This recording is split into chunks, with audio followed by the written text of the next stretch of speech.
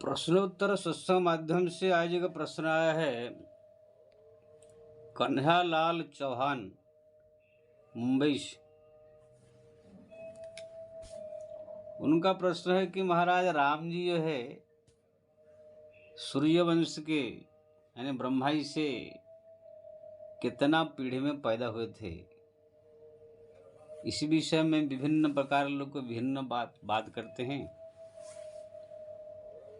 तो आपका इसमें क्या मत है? देखिए,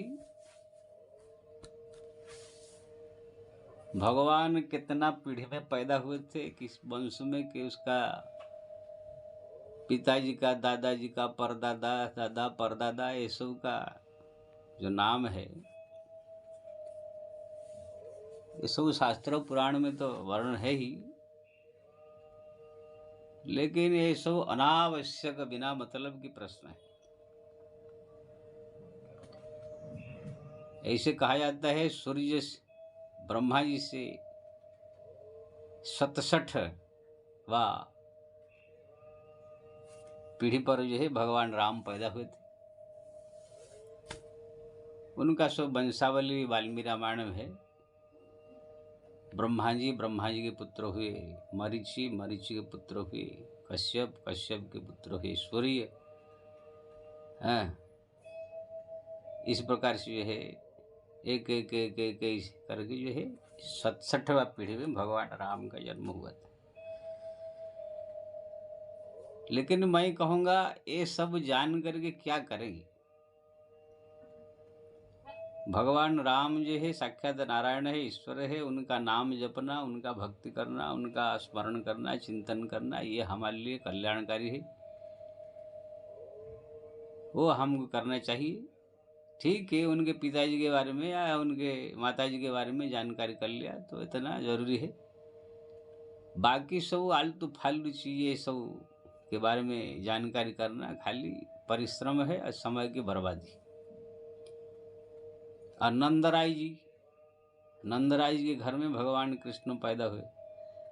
और नंद जी का पिताजी का नाम तो मेरे को मालूम पड़ता है किसी को पता भी नहीं होगा। नंद जी का पिताजी का नाम क्या था? नंदराय जी के पिताजी, उनके दादाजी का नाम क्या था, किसी को पता है? क्या करेंगे हम सब लेके नंद जी का पिताजी, दादाजी का नाम लेके? हमको नंदराय से मतलब है। नंद जी से, नंदराय जी गोकुल के जो राजा थे, उनके पास जो है बहुत सारे गायें थी। वहाँ पर भगवान कृष्ण जा करके लीला किया, इतना हमसे मतलब। वसुदेव के ही 50वां पीढ़ी जानने का आवश्यकता नहीं। वसुदेव जी के बारे में जान लिए या उनके पिताजी के बारे में जान लिए, इतना बहुत है।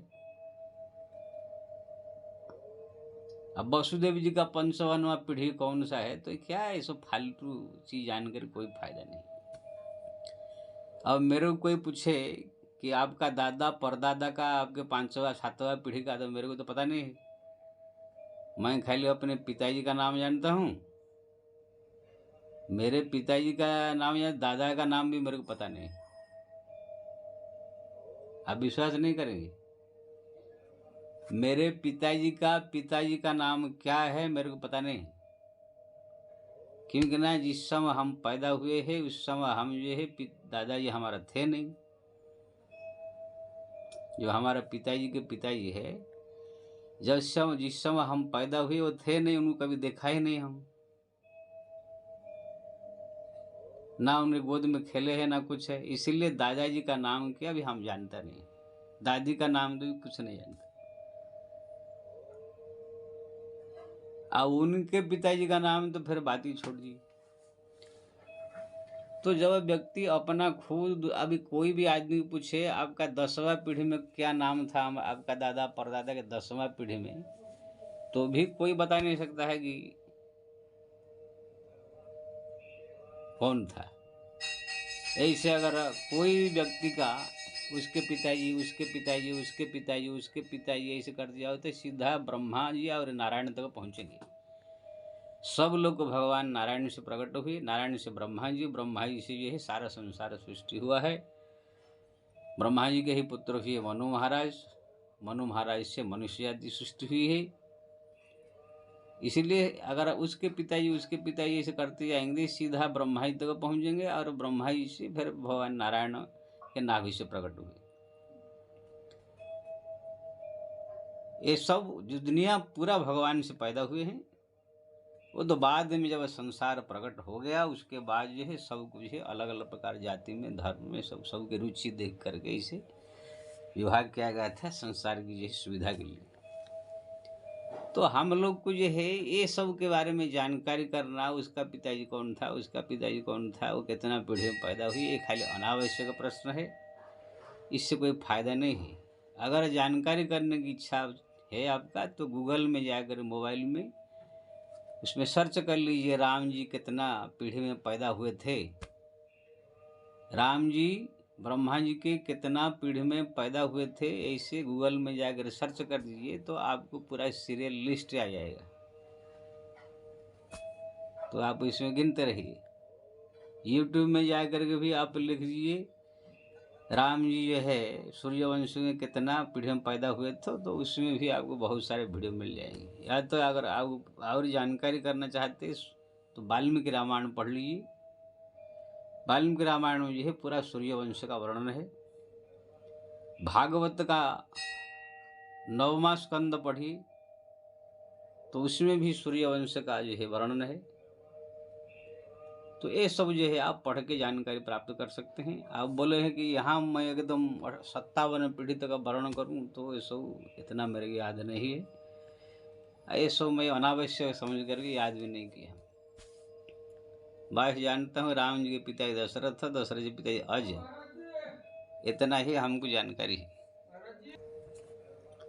तो आपको अगर जानकारी प्राप्त करने की इच्छा है तो वाल्मीकि रामायण का जो वंशावली पढ़िए। भागवत में जाकर 9 स्कंद सूर्यवंश का वंशावली पढ़िए, या तो जो है गूगल में या यूट्यूब में सर्च कर दीजिए, अपने आप ही उसको आ जाएगा, फिर उसको याद करते रहिए। लेकिन ये सब जो है अनावश्यक चीज़ है, इसका कोई फायदा नहीं है। किसका बाप किसका दादा का नाम क्या जानने से क्या होगा। जो हमको जरूरत है भगवान का, उनके भजन कीर्तन पूजा पाठ भक्ति जप तप से हमको मतलब। जैसे हमको जो है हमको सेव खाना है तो बाजार में गए, ये काश्मीरी सेव है, बढ़िया है, किलो जो है 120 रुपया या 25 रुपया जो भी, अच्छा सेव खरीद के ला करके हमको जो है सेव खाया, अपने को फायदा हुआ, इतना जानकारी बहुत है। या तो ज़्यादा से ज़्यादा जानकारी ये सेव कश्मीर का है कि हिमाचल का है कि उत्तराखंड का है, कहाँ का सेव, ठीक है, जान ले, अच्छा है। सेव का पेड़ कैसा है वो भी देख लिया तो ठीक है। लेकिन आप जो है सेव के बारे में जो है इतना डिस्कस करेंगे उसमें क्या विटामिन है, क्या मिनरल्स है, क्या नहीं है, वो पेड़ कहाँ से आया है, वहाँ पर कश्मीर में कैसे लगाते हैं, वहाँ पर जो है क्या खाद डालते हैं, वो लगाने वाले लोग कौन है, वहाँ पर कौन कौन किसान है, कौन किसान का क्या नाम है, किसके पास जो है कितने पेड़ है, और उस वहाँ पर कितने पेड़ है, कितना आदमी वहाँ पर सेव जो है उगाते हैं, फिर लोग कैसे गाड़ी में भर करके कैसे जो है भेजते हैं, ये सब के बारे में जानकारी करना खाली फाजिली जानकारी है। हमको क्या ज़रूरत है कश्मीर में किसका कितना पेड़ है, किसका कितना बगीचा है, कौन किसका मालिक है, कैसे वो सेव जो है निकालते हैं, कैसे जो है ट्रक में भेजते हैं, कहाँ बम्बई कैसे पहुँचता है, दिल्ली कैसे पहुँचता है, ये सब जानकारी करने का हम आवश्यकता नहीं। हम खाली इतना ज़रूरत है सेव किलो कितना है, और ये कश्मीर सेव है कि हिमाचल है कि कहाँ का है, और बढ़िया सेव हमको खरीद करके ये है लेके अपना काट के खाने का। ऐसे ही हमको भगवान राम या कृष्ण के बारे में खाली जानकारी है कि भगवान राम ये साक्षात नारायण है, ईश्वर है, इनका भजन कीर्तन पूजा पाठ हम करना चाहिए, गति मुक्ति का कल्याण होगा, इतना सोच करके उनका भजन कीर्तन करें, उनका नाम जपे। आज ज़्यादा से ज़्यादा जानकारी हो तो भगवान के पिताजी माताजी का नाम जान लीजिए, या और ज़्यादा कुछ हो तो उनका और दादा परदादा का 2-4 भी जान लीजिए। अब पूरा एकदम 50 पीढ़ी 60 पीढ़ी ब्रह्माई से लेकर के ये सब जानकारी करने का जो इच्छा है, ये खाली फालतू चीज़ है।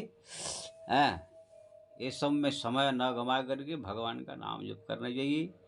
हाँ, अगर जानकारी की इच्छा हो, मैं रास्ता बता देता हूँ। आप वाल्मीकि रामायण पढ़िए तो उसमें वंशावली है, भागवत में नमस्कंदे वंशावली है। यूट्यूब या गूगल में सर्च कीजिए राम जी के सूर्य वंश में ब्रह्माई से लेकर कितना पीढ़ी में पैदा हुए तो वो भी मालूम पड़ जाएगा।